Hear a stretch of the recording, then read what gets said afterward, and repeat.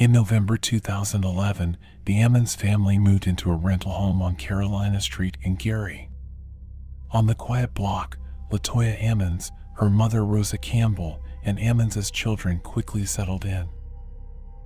But by December, strange phenomena began happening inside the house.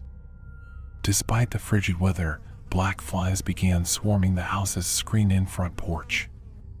The family killed the flies, but they just kept coming back. LaToya Ammons and Rosa Campbell began hearing noises in the house at night. The women always locked the door between the kitchen and the basement, but they claimed it would creak open by itself late at night. One evening, Campbell told investigators she awoke to see the shadow of a man pacing in her living room. When she got up, she claimed she discovered wet boot prints on the floor but no pacing man. In the early morning of March 10, 2012, all hell broke loose. The family had company, including Ammons' 12-year-old daughter, who had a friend sleeping over. Around 2 a.m., Ammons went to check on them, only to find herself in a waking nightmare. She called Campbell to the room, where both women along with others watched as the 12-year-old levitated above the bed unconscious. Without any explanation, the women and witnesses began to pray until Ammons' daughter woke up. She woke with no recollection of the events. The Ammons family reached out to the police for help, but law enforcement initially approached their claims of demonic activity with skepticism. Fearing some form of abuse, the Indiana Department of Child Services even removed LaToya Ammons' children from her home. All of the children were experiencing spiritual and emotional distress, one Department of Child Services employee wrote. But the authorities weren't convinced the source of that distress was supernatural.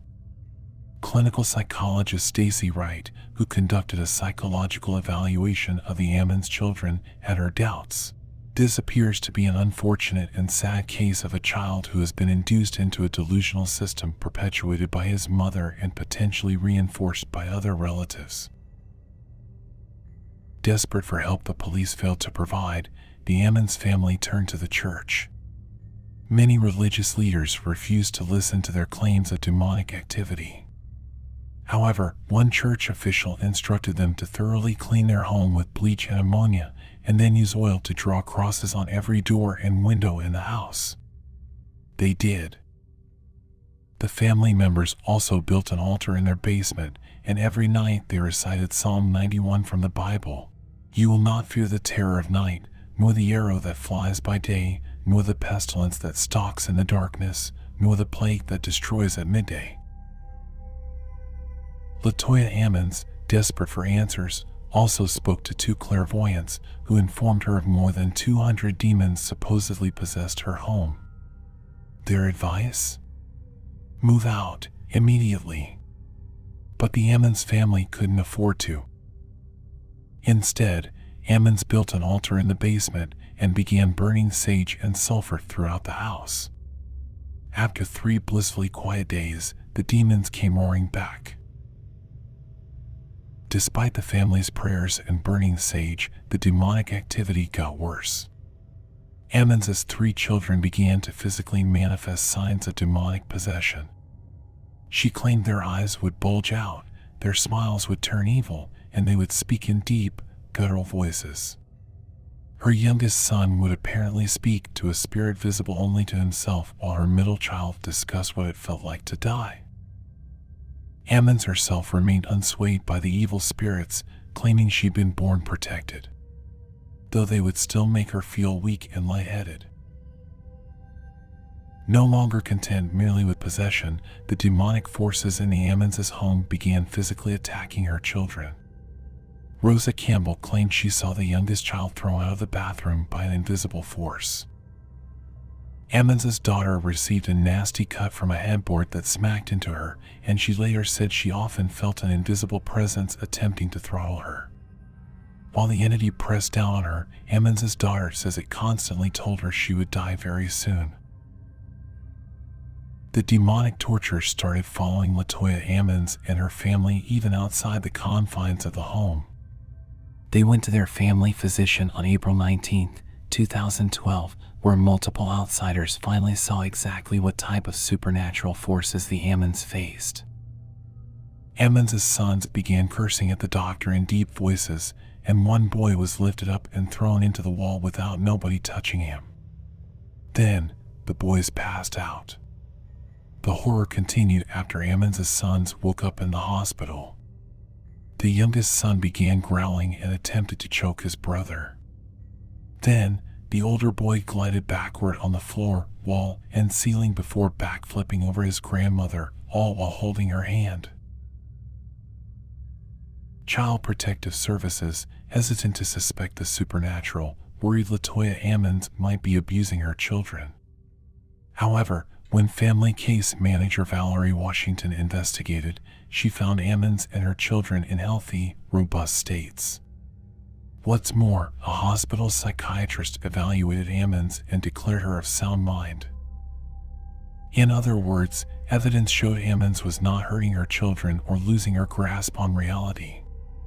Each day, it looked more and more clear that an unexplainable evil trailed the Ammons family.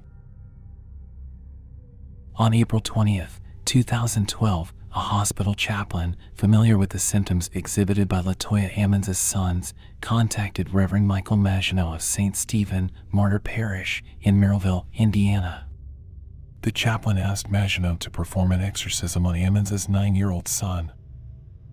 Maginot needed to rule out natural causes for the distress before he would agree to an exorcism.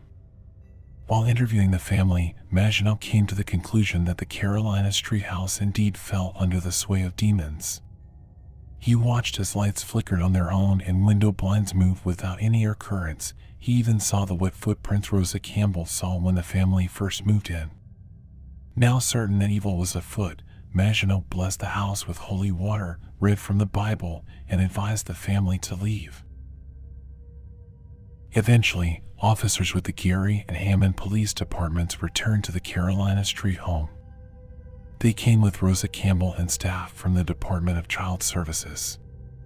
This time, the forces in the house appeared determined to make them believers. According to Geary Police Captain Charles Austin, once they entered the home, all equipment began malfunctioning. Their audio recorder picked up a voice saying, "Hey," while the photos taken in the home contained mysterious white and green shapes resembling faces and figures. Not content with merely tormenting him at Carolina, the demons followed Austin out the door, supposedly tampering with both his car and his garage door as he headed home. The Ammons family stayed in the Carolina Street house until May 2012. Then, they moved to Indianapolis, more than 150 miles away from the property which brought them so much toil and fear. With the help of Reverend Maginot, the nightmares and ominous feelings eventually dissipated. The house re-entered the spotlight in early 2014 when Zach Bagans of Ghost Adventures purchased it. In an email to the Indiana Star, Bagans said, "Something was inside that house that had the ability to do things that I have never seen before." In 2016, Bagans tore the house down, a move criticized by Reverend Maginot. In the Reverend's opinion, tearing the home down before cleansing it might have allowed the malevolent presences there to escape. After buying the Carolina Street house in 2014, Ghost Hunter star Zach Bagans started putting together a documentary to tell House's story. During filming, Bagans claimed he became severely sick while various experts and crew members left the project due to illness or out of fear.